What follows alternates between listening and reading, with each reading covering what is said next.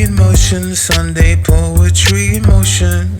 Poetry in motion, Sunday poetry in motion. Poetry in motion, Sunday poetry in motion. Poetry in motion, Sunday poetry in motion. Hello once again and welcome to Poetry in Motion Sunday. I'm Craig Lewis and you're watching episode 60. And start with my first poem. This one's called Pearly Gates. What makes them tick is quite unique, like the wings your eyes may meet on a butterfly. Some like savory, some like things sweet. He lacks calculations, he's a numbers guy. If you're an early bird, you'll catch him running by, pouring sweat, while on your doorstep the milkman lays the milk like a hen lays the egg. He would rather early runs than lay in bed. He's known to shake a leg, a member of a salsa club. His highlight every Wednesday, held in some local pub where the space is plenty. On the floor, he's known to light the room up when he walks in through the door, saving himself for marriage, a virgin at 24, with a bank balance capable to splash in any store, but he's saving for the rainy days. Handy in the kitchen, never was a fan of takeaways. His family tradition was to teach him from an early age. Seldom has the members from his family seen an early grave. Humble and wise, so when he dies, he'll see the pearly gates. Moving on to my second poem, this one's called Hell's Gates. With his fist he pounds his thighs, there's a tightness in his eyes. It's plain to see the tension is now palpable. He inhales his puff bar for composure. If he hadn't stormed out when he did, a life may have well been over.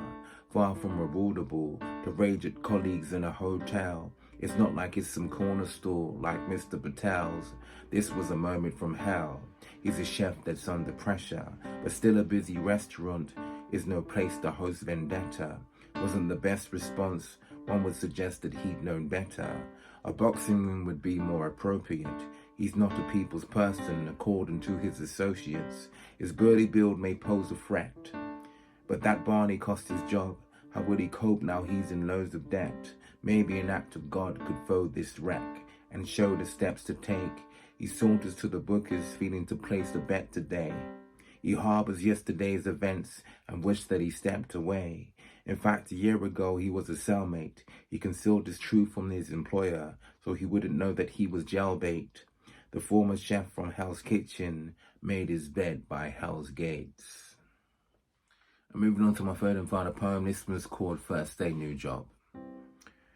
First day new job. Familiar with the feeling? Nervousness, sleep deprived. Missed the night of dreaming. Affirmation she would keep in mind, silently repeating like a broken record. At each mistake she throws the F word, the one that rhymes with steak. Welcome to the mind of Kate. If you knew her how I do, you know that smile is fake. But she's familiar with no other way. Complaining doesn't pay, a thing her mother would say. So on she plods until the clock out. Tomorrow's another day, although she's got doubts that she's accepted.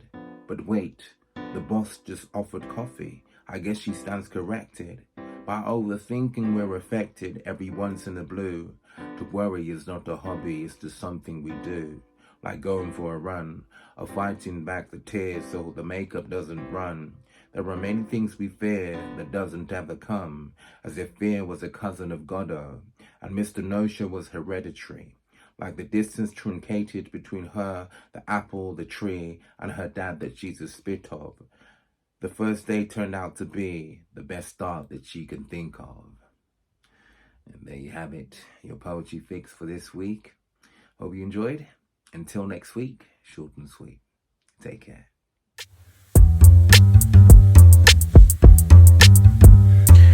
Poetry in motion, Sunday poetry in motion. Poetry in motion, Sunday poetry in motion. Poetry in motion, Sunday.